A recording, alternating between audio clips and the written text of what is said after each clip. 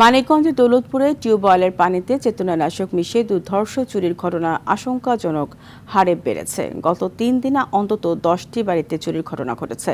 বিশেষ করে প্রবাসী ও সচ্ছল পরিবারগুলোকে লক্ষ্য করে সক্রিয় হয়ে উঠেছে একটি সংঘবদ্ধ চক্র। রাতের অন্ধকার নামলেই এলাকায় ছড়িয়ে পড়ছে আতঙ্ক। মানিকগঞ্জের দৌলতপুর সংবাদদাতার তথ্যচিত্রে জানাচ্ছেন লিওন আজাদ। মানিকগঞ্জের দৌলতপুর উপজেলার 2 ইউনিয়ন খলসি ও জিয়নপুর। এই জনপদে এখন রাতের অন্ধকার মানেই এক অজানা আতঙ্ক। তবে এই আতঙ্ক শীত কাটা বা তালা ভাঙা চোরদের নিয়ে নয়, বরং অপরাধীরা বেছে নিয়েছে চুরির এক অভিনব ও ভয়ঙ্কর কৌশল।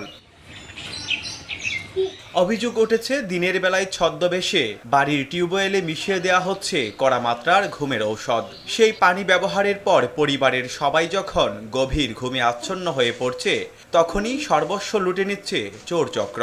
মানে ওদের খালি ঘুম, ভাবছি যে এমনিতেই ঘুমাইতেছে, তারপর আস্তে আস্তে আস্তে আস্তে একবারে অচেতন।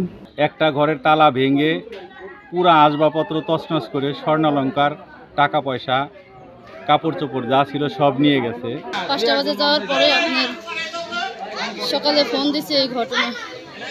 তো এখন আমার মেয়ের 2 জোড়া কানে দুলছিল, আর আমার ছেলের 1 জোড়া বয়লা ছিল আর 1 জোড়া নুপুর ছিল।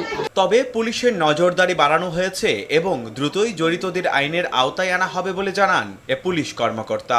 আমরা পদক্ষেপ নিয়েছি, আমরা টহলটা আরও জোরদার করতেছি। আমাদের এখানেও তো সমস্যা হচ্ছে যোগাযোগ ব্যবস্থা বেহাল অবস্থা। আমাদের 4 চাক্কার গাড়িগুলো সেখানে যাইতে পারে না, একমাত্র যানবাহন হচ্ছে মোটরসাইকেল। সন্ধ্যার পর থেকে আমরা জোরদার করতেছি টহলটা, আর রাত্রেও টহল থাকে। ভুক্তভোগীদের দাবি কেবল অভিযান নয়, এলাকায় স্থায়ী নিরাপত্তা নিশ্চিত করতে প্রয়োজন নিয়মিত টহল। জড়িতদের আইনের আওতায় আনতে পারলে এলাকায় ফিরবে স্বাভাবিক পরিবেশ, এমনটাই প্রত্যাশা এলাকাবাসীর। লিওন আজাদ, আর টিভি।